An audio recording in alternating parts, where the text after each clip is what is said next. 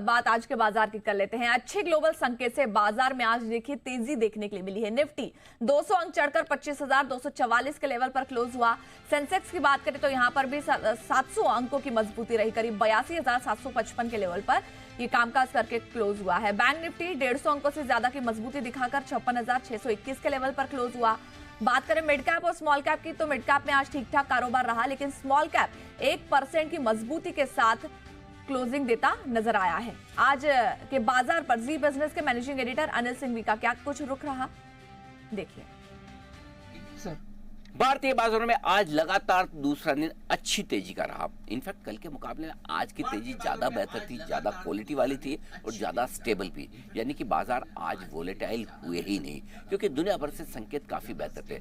कल तो वैसे बाजार काफी मजबूत थे, 25,300 तक निफ्टी पर पहुंचे भी और बैंक निफ्टी पर 56,850 तक भी। लेकिन उसके बाद प्रॉफिट बुकिंग इसलिए आई कि थोड़ा डर था कि युद्ध विराम जो घोषणा हुई है ईरान और इजराइल के बीच में, वो वाकई में लागू हो रहा है या नहीं। लेकिन कल देर रात तक और आज सुबह तक इस बात की कंफर्मेशन मिल गई कि हाँ, ट्रंप ने जैसे भी तरह डराकर धमकाकर प्यार से युद्ध विराम तो एक बार के लिए तो करवा लिया है। और ये कंफर्मेशन मिलते ही 2-3 बड़ी चीजें होती रही। पहला, डाउ कल 500 अंकों की मजबूती के साथ दिन की ऊंचाइयों पर बंद हुआ और बाकी सारे इंडेक्स भी मजबूत। पूरे दुनिया भर के बाजारों में अच्छी तेजी का माहौल। कच्चा तेल घटकर $66-67 के आसपास, डॉलर इंडेक्स 97 के आसपास पहुंच गया। ये भी एक अच्छा संकेत एमर्जिंग मार्केट्स के लिए, खासतौर से भारतीय बाजारों के लिए। मेटल्स रिकवर हो गए, आईटी शेयर अच्छे हो गए क्योंकि नैस्डैक में अच्छी तेजी दिखी 325 अंकों की। यानी कि दुनिया भर के बाजारों से अच्छे संकेत थे। कल के सेशन में एफआईज ने हल्की फुल्की बिकवाली जरूर की, लेकिन सामने घरेलू फंड्स की खरीदारी का आंकड़ा था और कल जो हम थोड़ी सी तेजी कम कर पाए उसकी भरपाई करने की आज बाजार ने ठानी। ऐसे में गैप से खुलना तय था। 100 पॉइंट ऊपर खुले बाजार, 25,125 के आसपास सपोर्ट लेकर बाजार ने फिर उसके बाद पीछे मुड़कर नहीं देखा। पहले 25,200 से 25,250 के आसपास पूरे 200 अंकों की शानदार मजबूती के साथ दिन की ऊंचाइयों के करीब जाकर हुए बंद। और आज की क्लोजिंग एक और अहम क्लोजिंग मिली। अहम क्यों? क्योंकि 7 अप्रैल से जो 21,743 का लो निफ्टी ने बनाया था, वहां से जो एक तरफा तेजी शुरू हुई, इस तेजी का आज का जो क्लोजिंग पॉइंट है वो हाईएस्ट है। इससे पहले 25,140 के आसपास की क्लोजिंग मिली थी हमें, आज हमने उस क्लोजिंग को भी पार किया। तो काफी दिनों बाद एक ब्रेकआउट कल इंट्राडे में मिला, आज क्लोजिंग बेसिस पे मिला।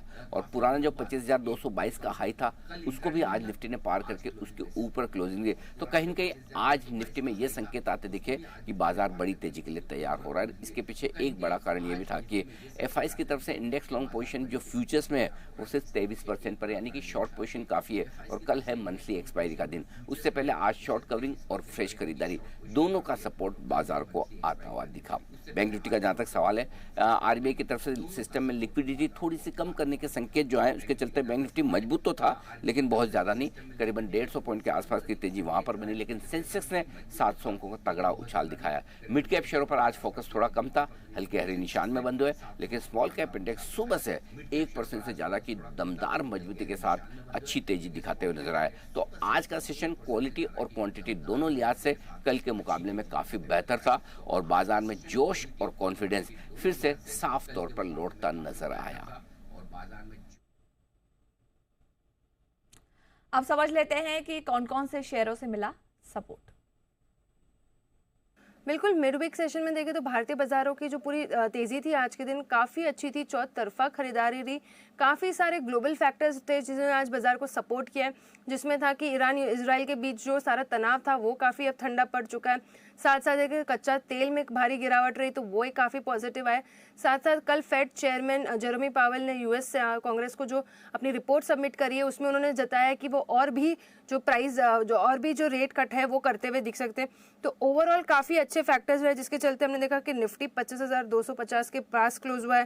बैंक निफ्टी में अच्छी खरीदारी थी। ब्रॉडर इंडिसेस वगैरह देखें तो काफ़ी टाइम से हम देख रहे हैं कि अच्छी तेज़ी में बनते हुए दिख रहे हैं। इसी के चलते अगर निफ्टी के गेनर्स की अगर बात करें तो टाइटन 3.5% की तेज़ी यहाँ पे रही। JSW स्टील में भी देखें तो करीबन 2% की जो तेज़ी है वो बनती रही आज के दिन। लूजर्स में अगर देखें तो BEL 3% की गिरावट यहाँ पर आती हुई दिखी। आइशर मोटर्स में भी करीबन 1% तक की जो है वो गिरावट रही। कुछ अगर डिफेंस के स्टॉक्स की बात करें जिसमें Data Patterns, Bharat Dynamics, Premier Exclusives, यहाँ पे कुछ काउंटर्स है जिनमें हम देख रहे हैं कि गिरावट आती हुई दिख रही है। खबरों के स्टॉक्स में काफी स्टॉक्स में एक्शन था। एरिस इंफ्रा आज की लिस्टिंग कमजोर लिस्टिंग के बाद स्टॉक में बड़ी गिरावट आई है। एमसीएक्स ब्रोकरेज रिपोर्ट्स के चलते हुए दिख रहा है। वही टाइमेक्स ग्रुप इंडिया ओएफएस में प्रमोटर जो है स्टेक सेल करेगी, उसके चलते यहाँ पर गिरावट है। कुछ ब्रॉडर मार्केट के गेनर्स की बात करें तो इंडिया सीमेंट 7% की तेजी यहाँ पर थी। एंड्योरेंस टेक में देखें तो करीबन 9% की तेजी थी। वही सम्मान कैपिटल 15% की बड़ी उछाल वहाँ पर है, तो अच्छी तेजी बनती हुई दिखी। वही लूजर्स में देखें तो वीआईपी इंडस्ट्रीज 3.5% की गिरावट यहाँ पे है। डिक्सन टेक में गिरावट रही है, लेकिन चुनिंदा ही ऐसे काउंटर्स है जहाँ पे गिरावट थी। लेकिन ओवरऑल देखें तो बाजार आज काफी अच्छे मोमेंटम में था।